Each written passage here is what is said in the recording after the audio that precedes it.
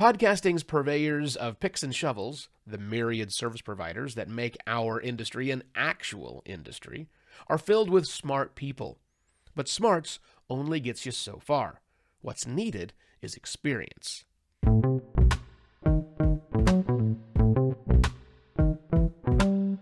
Hello and welcome to another podcast Pontifications with me, Evo Terra. I'm breaking a cardinal sin of podcasting today because I'm going to be talking to an audience other than my primary one. Because I follow many of the best practices I put forth on the show, I know who I'm for, the serious podcaster, and why they are here. I also know that many people who work in the business of podcasting either listen to my episodes, watch the videos, or read my words, either on the site or in the newsletter I send out. People at the top of the companies that make the podcast ecosystem happen, but plenty in the middle of those organizations as well in the business of podcasting.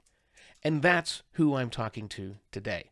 Those of you who work in the business of podcasting. And I have a single message for you. And it's a message I'm confident my primary audience will get behind completely. And here it is.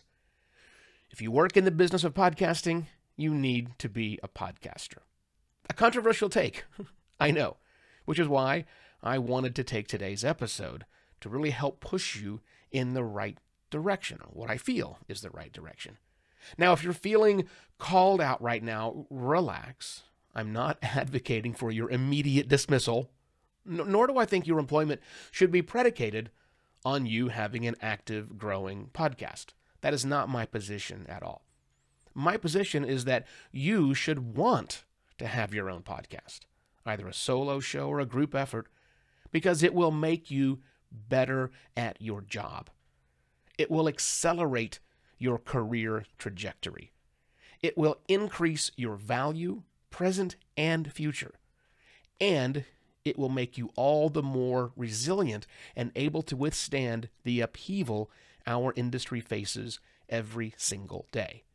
By becoming a person who works in the business of podcasting and is a podcaster, you'll gain an appreciation for the role you play in the podcast ecosystem at your job that no amount of training can ever provide. By becoming a person who works in the business of podcasting and is a podcaster, you'll have more than just an appreciation of the effort it takes to put out a podcast. You'll gain empathy for those that do. And that empathy will lead to understanding.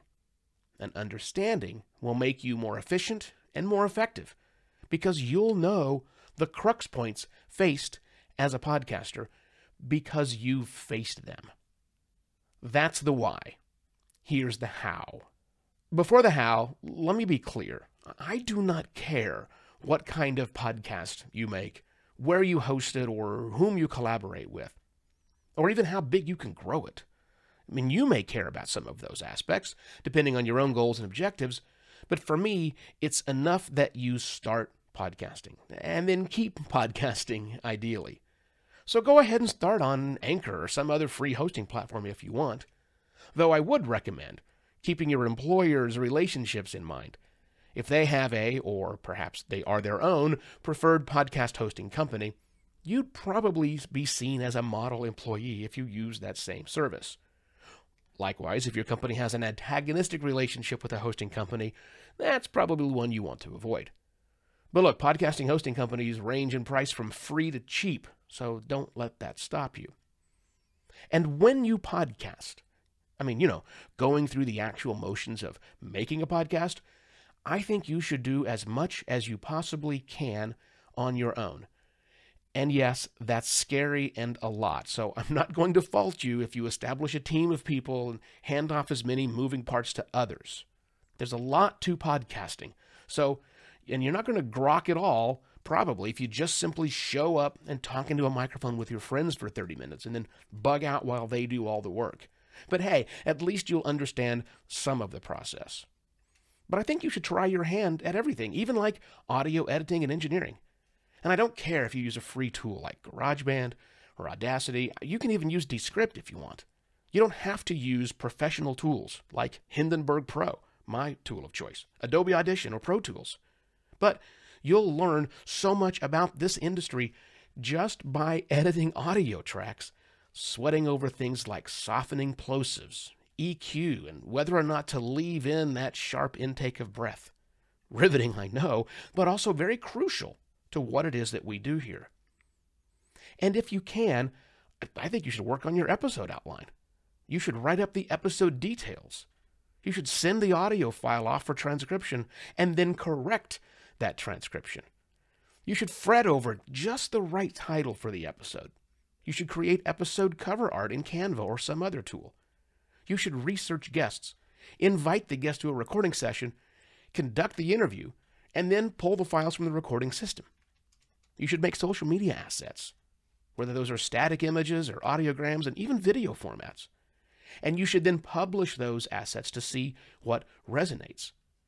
You should try to get people to listen to your show. You should work on collaborations with other podcasters and participate in various Twitter spaces and even answer newbie questions in places where newbie podcasters hang out. You don't have to have a hit podcast to gain this experience. You don't have to attract advertisers or sponsors to your show. You don't have to vie for the biggest celebrity guest. All you have to do is learn what it truly means to make a podcast. And I assure you that doing so will make you that much more valuable to the podcast-related company you work for today, as well as podcast-related companies you might work for tomorrow. With that, I shall be back next week with yet another podcast, Pontifications. Cheers!